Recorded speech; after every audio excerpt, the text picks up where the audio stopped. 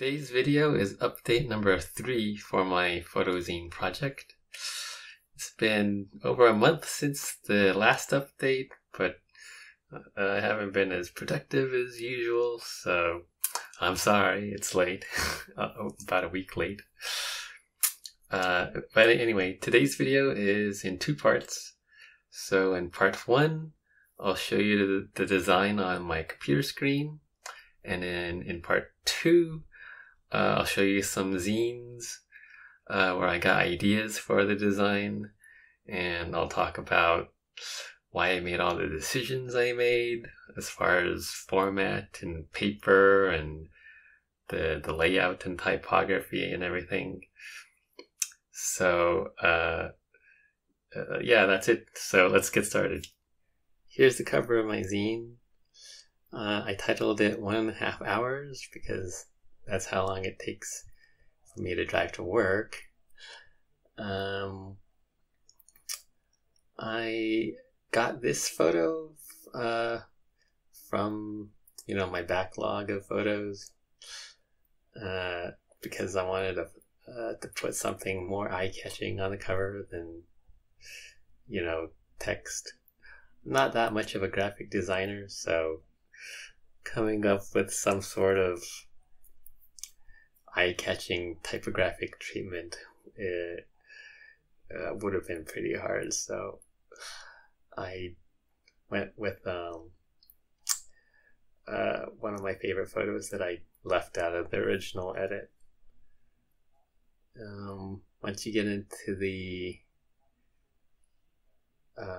zine itself, I got a title page here with the subtitle, just so I could add a little bit more info. Also put these double underlines underneath some of the headers and everything, because it's sort of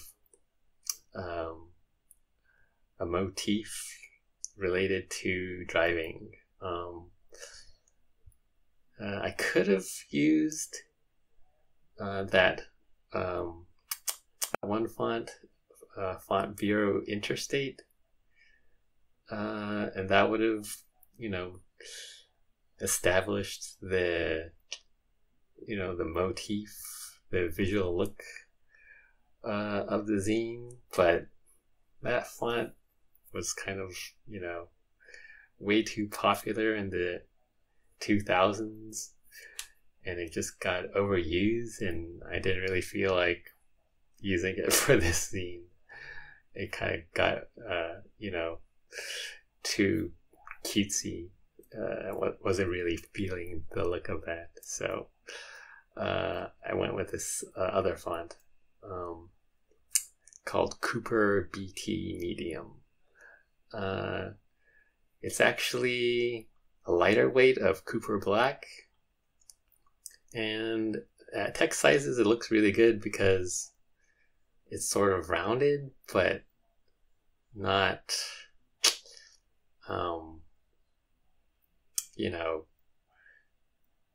it's not hard to read at that size. It's just sort of like a nice, approachable looking typeface. For this California Vehicle Code section, I could have used something,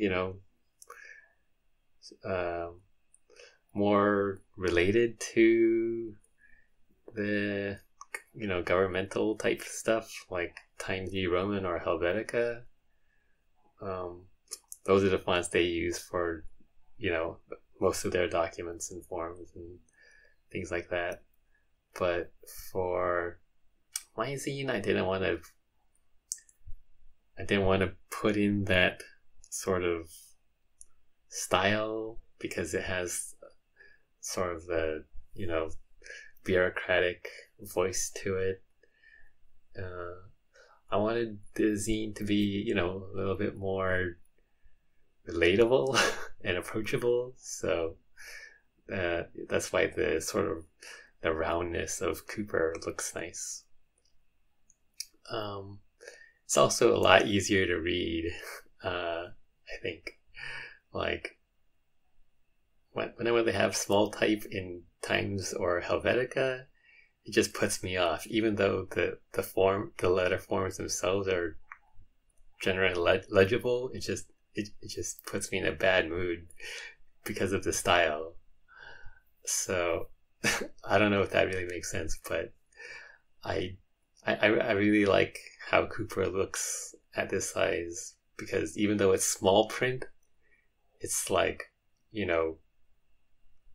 inviting to read. So that was my rationale for choosing Cooper BT. And then on this side, I have plates going, sideways, to just sort of hint that they're going to have to turn the pages. They're going to have to turn the zine around to flip the pages, because at this point, the photos are running, vertically. So you're going to have to turn the whole zine around to look at them. So I've got 1-inch margins on the sides, and I just stretched out the photos to fill up all the space. And I got a little page number here in the corner of all the pages that have photos. So goes through that until you get to the end. I sort of took out a bunch of photos that didn't really fit the compositional style. So I took out the more formal looking photos, and I left in the more what's it called? The more handheld, snapshotty looking photos. On this page at the top here, I have an index. So I got the page numbers here, and the street that I was on as a title. Let's see, and then underneath, I just have a little bit of info here on what camera gear I used, the typeface, of course, and when I figure out where I'm going to get this printed, I'll type in the name of the printer there. And then down here on the last page is just my my name and the number of the limited edition. So that's the design of my first zine ever. Overall, I'm pretty happy with how clean and easily laid out it is. I think the photos will look good at this size too, and I like the font, especially that getting the right voice, setting the right atmosphere with the typography is really important, because there's just so little inside a photo zine. You pretty much mostly just have the photos themselves and maybe a little bit of text for the header and whatever, but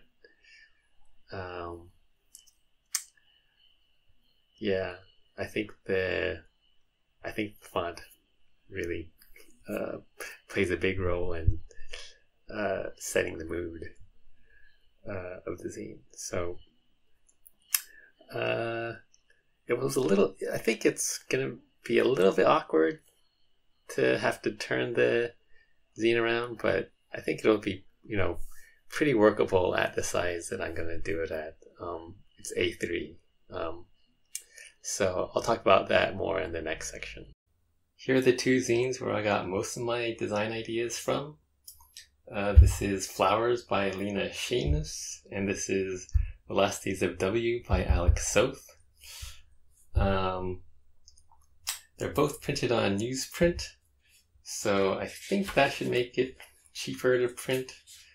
But also, newsprint is nice because you can print on these larger sizes. This is A3 and this is A2. I'll show you this one first just because it's bigger.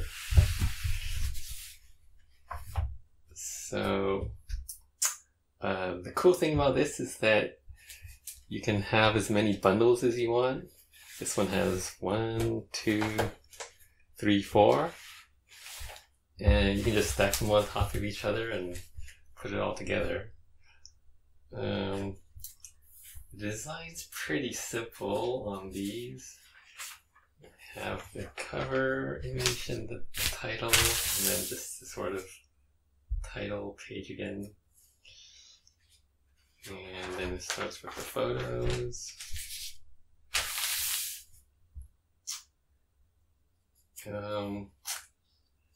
This is about as big as I'd want the zine to be.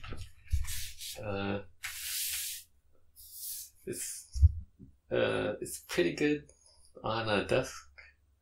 It's about as comfortable as it's going to get, I guess.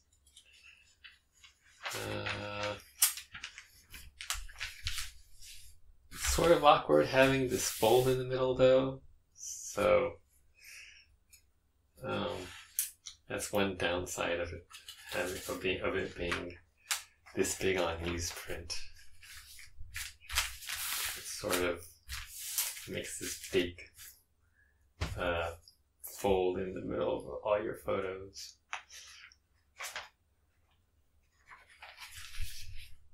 But the design is really simple, so you just have the title there once in a while. And you got the page numbers too. So, anyway, I really like just the whole feel of handling this newsprint. And it is nice to be able to have the photo really big, which I think is going to be especially important for the skinny panoramic photos. But anyway, I'll show you the Alec Soth photo, the photo zine next. So this one is the one I got most of my ideas from, just because I like this size a little bit better, and there's no, fold in the middle of the page. It's half as large, of course, but I think it'll still be a decent size for looking at panoramic photos. Back here towards the end, switches over from turning pages this way to looking at photos this other way. So this is how my zine's going to be, and it's manageable to have it on a table. It's physically manageable to lay this out on the table and turn the pages like this. Any bigger and you'd just be reaching really far. So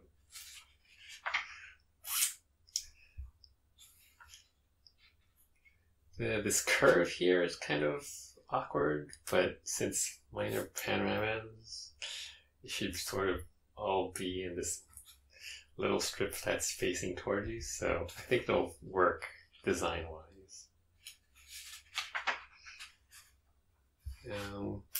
I'm okay with the pages being, flipped around on the side, because if you're looking for the index, it's going to be vertical, and you'll be able to just refer to your page number and then flip to the right page easily that way. So that's where I got the basics of my designs. Last Days of W by Alec. So this is from 2008, and it's already getting yellowed around the edges. So I'm gonna try to see if I can get it printed on nicer paper, and hopefully that's still affordable. Now these are a bunch of zines that I got mostly at LA Zine Fest. So I got these at the Zine Fest, and then this one I got at the Underground Museum. You can see that they're basically like half page of 8.5 by 11, just folded in half and stapled for the most part. Yeah, they're like, a lot cheaper to print at this smaller size, I think. Which wouldn't have really worked with the panoramic photos, I don't think. You see from these 4x6 test prints that's pretty much the biggest size that really would have fit in these, maybe 5x7s, but it's just a little bit too small for panoramas. But if you were gonna make a zine that with a squarer format, like 35mm or 6x7, then I think this size would be fine. So I'll just show you a few of them so you can see what they're sort of how they're designed. They're really simple. So this one is Midnight Afternoon by Kelsie Coker.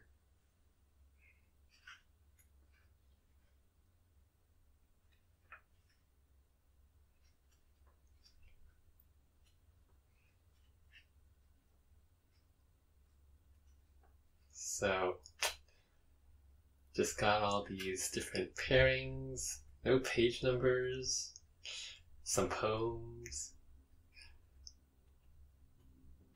Really simple design.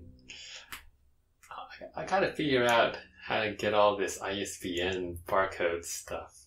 Am I gonna need that if I'm gonna sell a zine? What's going on with that? So that's one other thing I need to figure out while I figure out the whole printing deal. Here I got a bunch of small zines from Kevin Novales. I like this one. This sort of like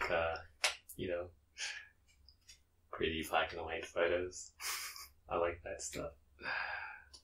So really simple designs. These ones are from Fotos Project.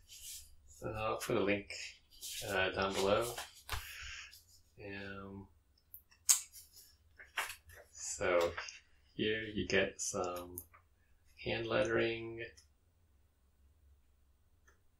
and some cool. That's Andrea Flores. So got some friends hanging out sort of photos. That one.